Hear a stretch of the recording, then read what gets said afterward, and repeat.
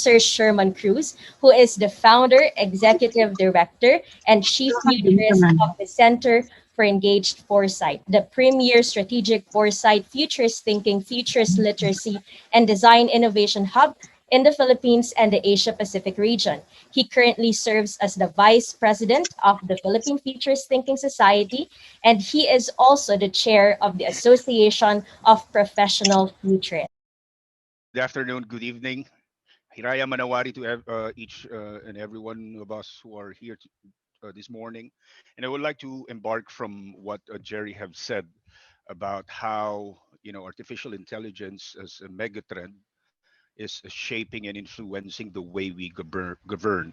But I'd like to put again, some sort of accentuate some basic principles or concepts in order for us to have a better grip and understanding of what anticipation is all about.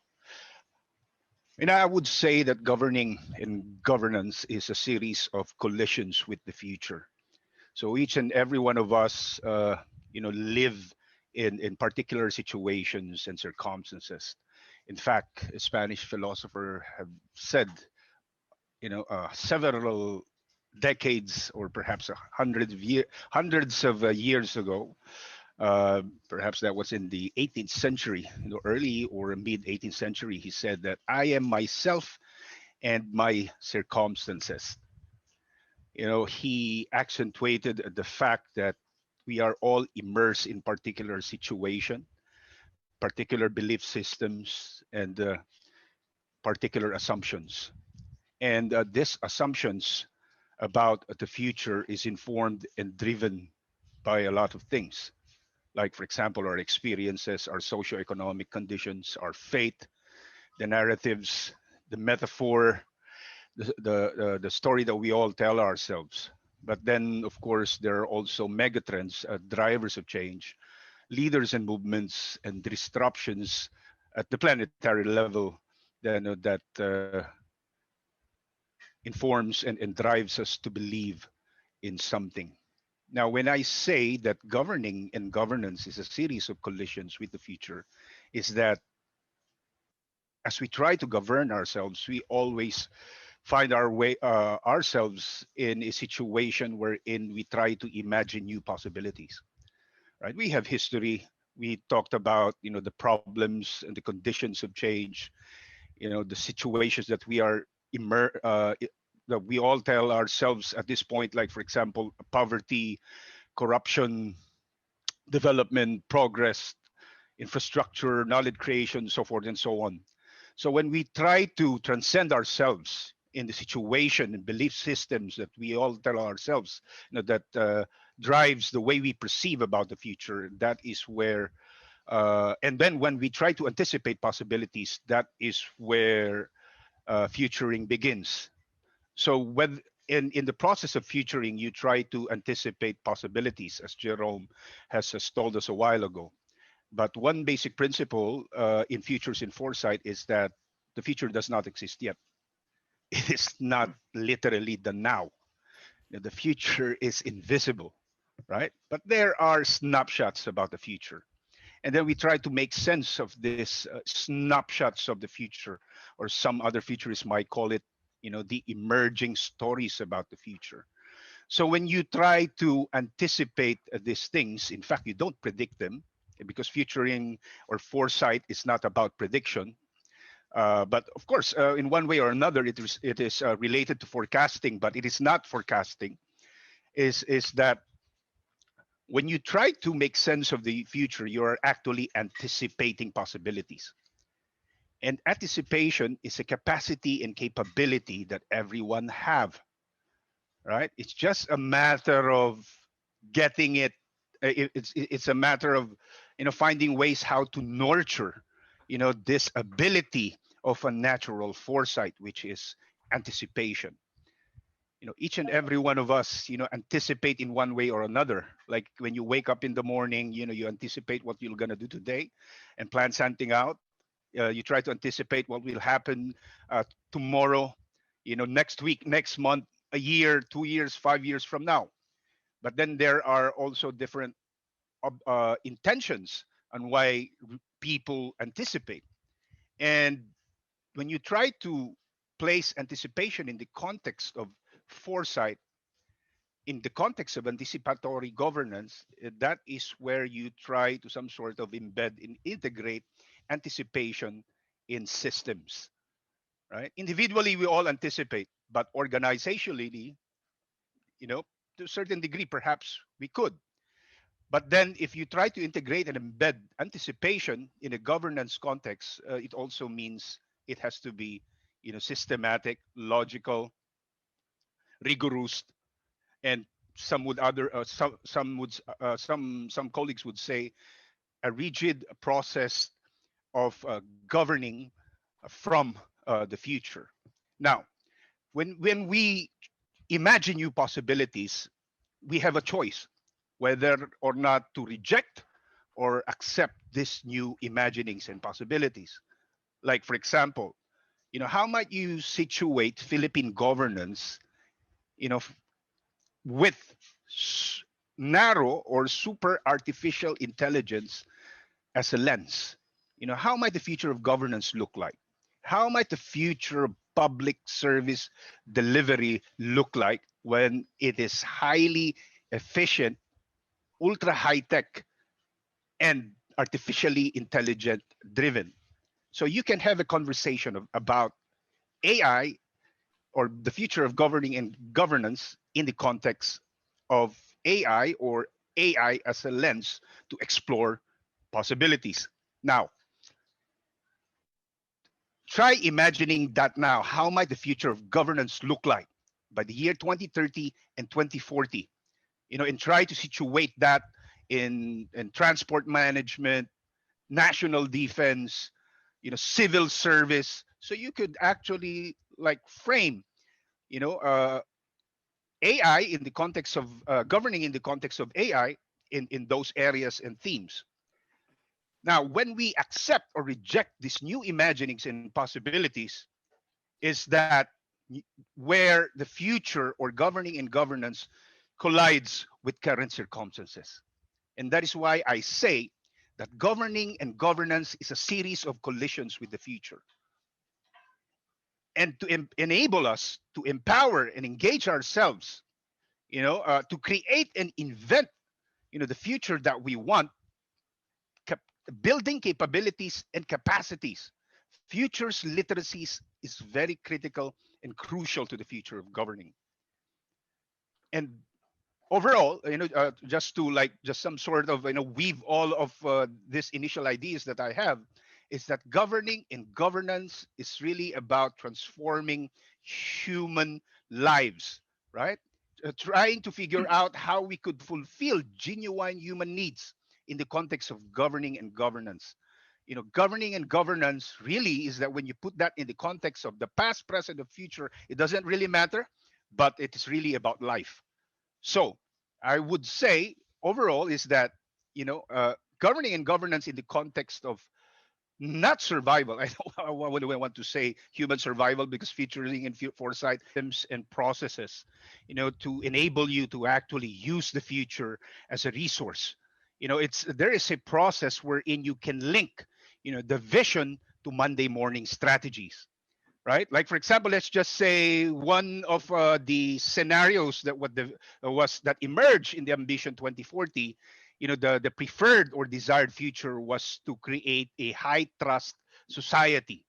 That is one of the elements, that was accentuated in Ambition 2040. Now the question is how might you be able to create a high trust governance society, or let's just say political society or economic society, by the year 2040? How might you link that vision to your Monday morning questions? There are tools and methods that you can use in foresight, that to enable you to actually, create, the house, the innovations, to help you, to enable you to actually get there, right? So, like, for example, one tools and methods, quite favorite for all those institutions and organizations like the OECD, the United Nations, the Asian Development Bank, the Singapore ministers, prime minister's office, the Malaysia office of the president, like might, is the use of a backcasting methodology. Backcasting is a method wherein it enables you to actually like imagine, like it's some sort of a framing question. Like if the high trust society future were to occur today, you know, Mm. what innovations could you do, you know, to achieve, this vision of high trust society?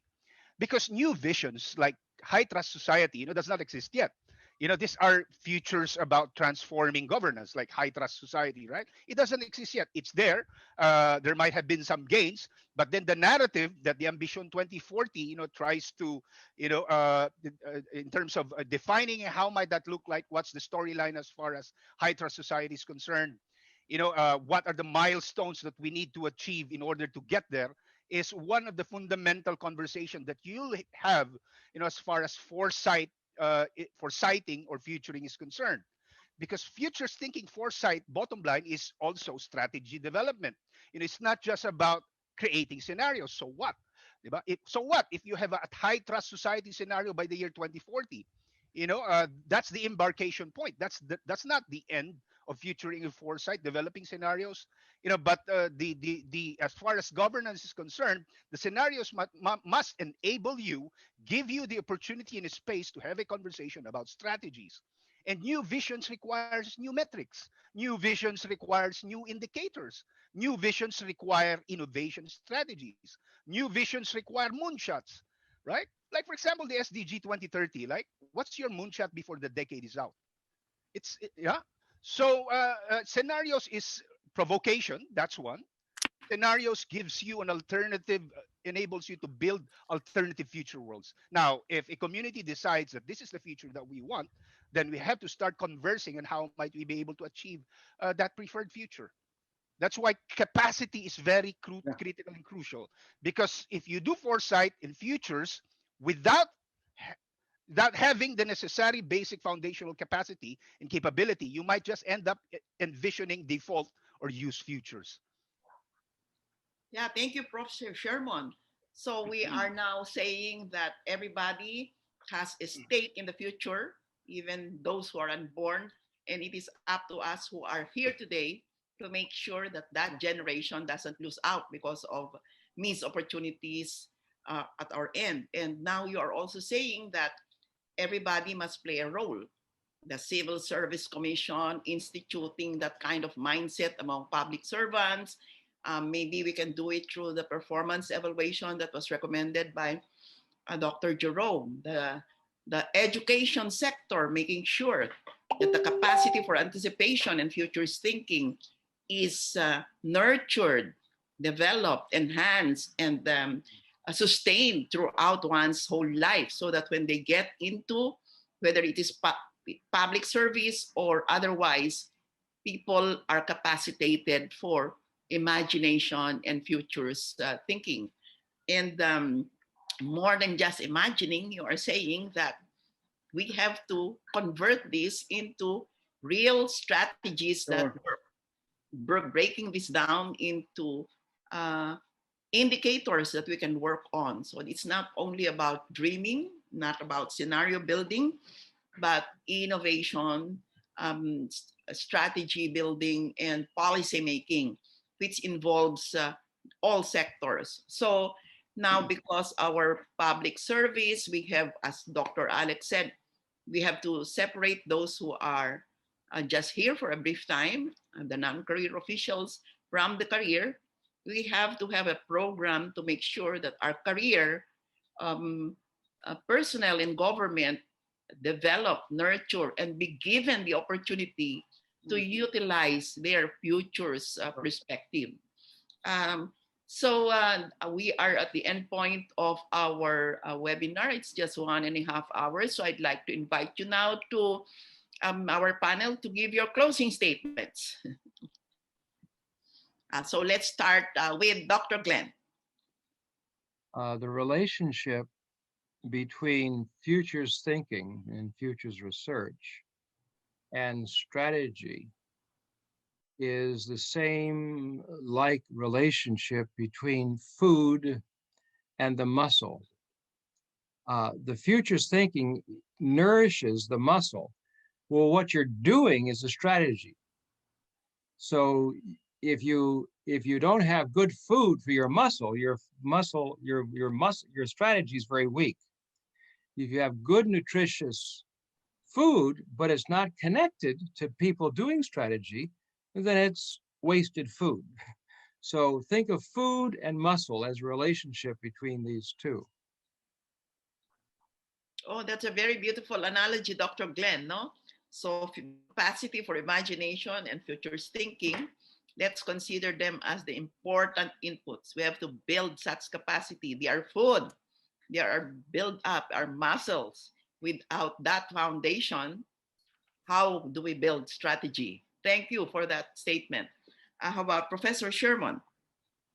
Yeah, I had a workshop several years ago in Vientiane, Lao, in partnership with UNESCO, where we did a 3 to 5 days uh, futures and literacy workshop, for the national youth leaders, socialist youth leaders of Lao. And an insight, that I would like to share that emerged in that 5 day conversation about the future of Vientiane, now Lao in particular, is that when one national leader, felt that the future is where the heart is. I was struck by that statement by that young national leader, in Lao, where the future is where the heart is. Now, of course, in the process of doing futures and foresight over the years, I realized that the future does not belong to us. The future does not belong to us, but we belong to it. Why is that framing very critical and crucial? Because we are not here to imagine the future to colonize it. With that is not the objective of futures and foresight. It's not about us today colonizing the future, but rather it is us today, to give voice for those future generation who does not exist yet and who does not have a voice in the conversation that we're having now. And futures and foresight gives us the space and the ecosystem to allow, this distant far voices to be heard in the way we do futures thinking and foresight. And how might we be able to do that? This is not an abstract concept. Futures and foresight is a system.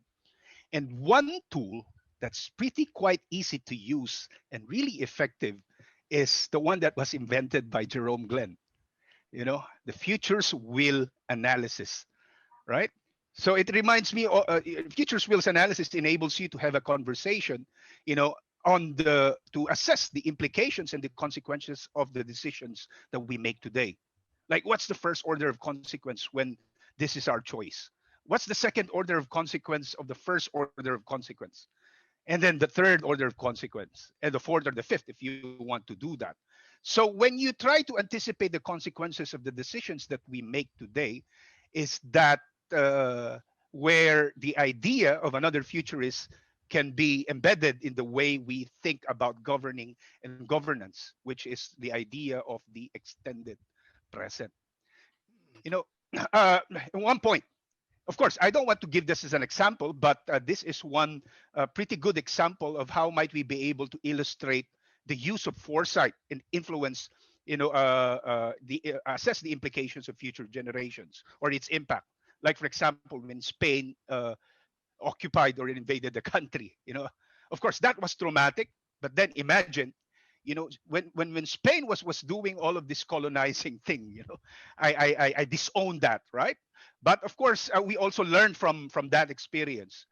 One is the concept of cathedral thinking.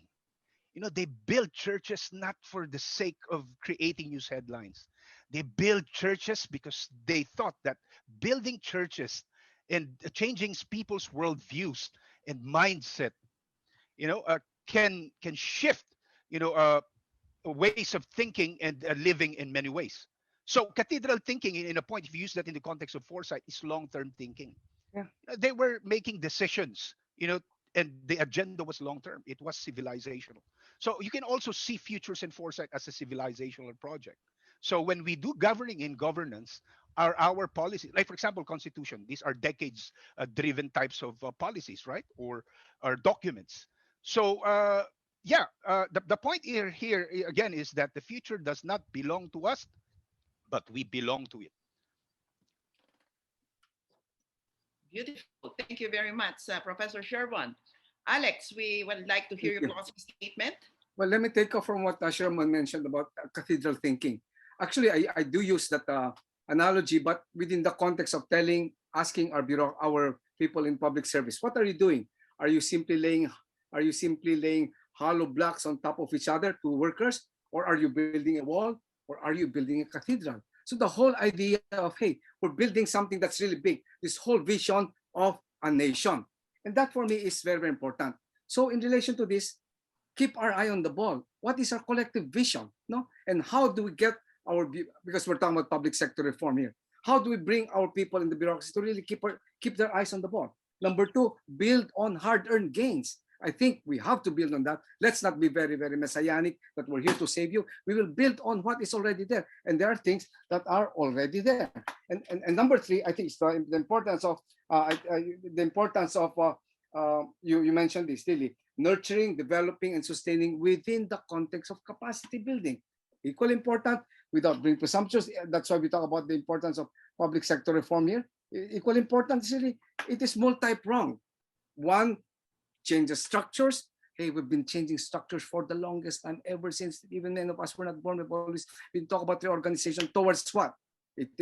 It might not have worked, it might have worked, but hey, don't set it aside. But equally important, something perhaps that we should talk about, and that has been, I think, a subject that we've talked about today, is really the importance of changing our mindsets. That's exactly what Sherman just talked about, the need to change mindsets and retool our thinking. But equally important, and this is important, I mean, something that we cannot predict, I guess, the importance of leadership. And finally, let's get involved. Citizens participation. And when we talk about that, it's not just us, it's not all about the bureaucracy, it's this whole governance dimension. People, our citizens, and the different sectors get involved. And you're so right about, hey, let's begin with our children. Somebody put in the chat box earlier, I think it's Marcelo put, let's begin with our children. I really think so. How do we bring in the discipline? But equally important, I don't think it is hopeless at this point in time. Let's build on that, because the future, where we are today, is the future 30, 40 years ago. We are the future of the past, see? And are we happy with it? Many of us are not so happy. Come on. And we don't like our children. I don't want my grandchildren to be telling me, hey, this is the future you created for us. We owe it to them. Equity, intergenerational equity. And that's what it's all about. Thank you, Lily.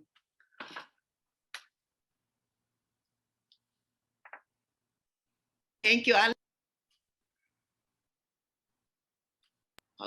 Going to have 3 grandchildren. Okay, yeah. So you have to think about them in the future. I think we had a very fruitful morning today. We enjoyed the fiesta. I hope everybody will agree with me that this is indeed a celebration of ideas, thinking about prospects of the future today.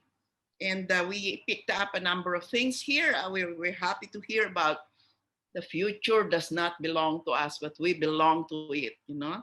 And imagining is the currency, and a very important currency. And in the chat box, we have a number of people who are saying we need this kind of thinking. We are happy to be joined initiatives. Tell us where we can participate. And so we'd like to announce that, yes, you're welcome. Get involved. Join the courses being offered at the JSPDM, the Center for Engaged Foresight.